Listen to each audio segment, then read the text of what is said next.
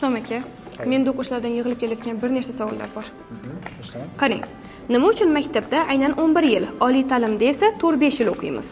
Qanday qilib qisqa vaqtda yuqori natijaga erishish mumkin? Ya'ni o'qishdagi samaradorlikka qanday erishsa bo'ladi? Dangasalikni yenga olmayotganlar nima qilsin? Hali kasb tanlamaganman, yo'nalishim yo'q, nimani o'rganishni bilmayapman va o'qishga xohishim deyarli yo'q. Motivatsiya kerak. Nima qilsam bo'ladi? Telefonga qaram bo'lib qoldim. Cheklovlar ish bermayapti. Maslahat bering. Bilasizmi, hatto bu masalada ota-onalar ham yozishgan.